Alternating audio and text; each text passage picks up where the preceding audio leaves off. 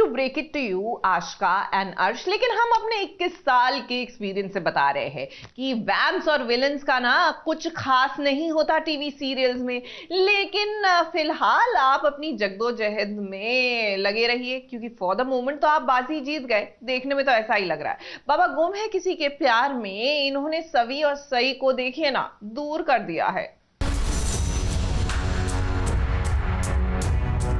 क्या आप हम सबको बता सकते हैं कि कल रात आप कहाँ थी सभी मैम?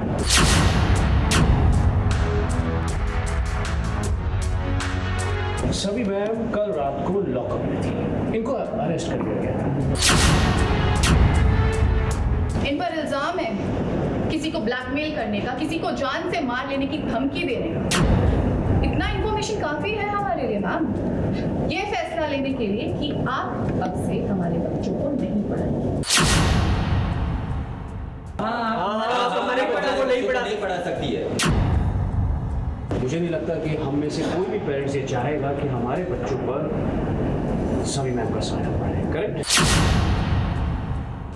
ये लगाना अर्श और आशिका का तीर एकदम निशाने पर। जी हाँ, आज इन्हें मौका मिल ही गया कि ये सभी के खिलाफ कुछ बात कर पाएं, उसके खिलाफ एक और प्लानिंग कर पाएं। अब ये दोनों बखूबी जानते हैं कि बीती रात सभी जेल में थी और इसी बात का फायदा उठाते हुए ये दोनों पहुंच गए स्कूल, जहां पर सभी को लगा था कि वो अपनी बेटी के साथ कुछ सुकून के पल बिताएगी। मगर यहाँ सब कुछ उल्टा हो गया और प्रिंसिपल के सामने आशिका और अर्श ने इस बात का पर्दाफाश कर दिया कि सभी बीती रात जेल में थी और अगर कोई जेल से वापस आया है तो वो कैसे वापस स्कूल को रिजॉइन कर सकता है, वो भी इतने बड़े इल्जाम के बाद। को जैसे ही मौका मिलता है वो आशिका को या कियान को उसको ब्रेन वॉश करके मैनिपुलेट करके रजत खिलाफ सभी के खिलाफ वो फ़ायदा उठाता है।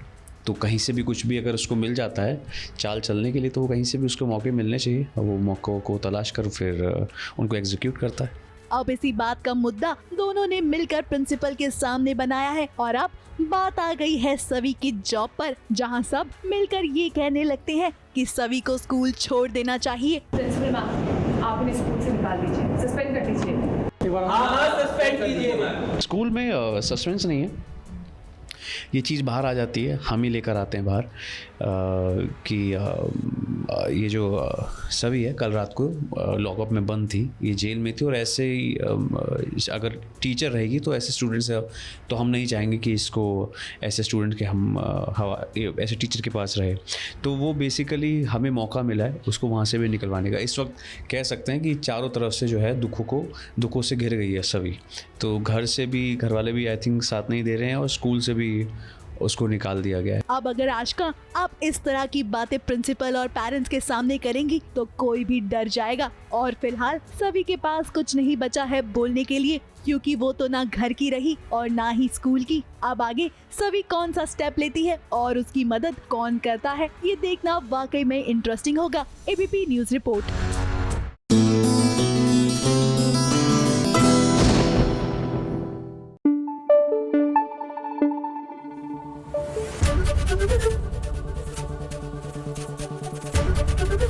एबीपी न्यूज आपको रखे आगे।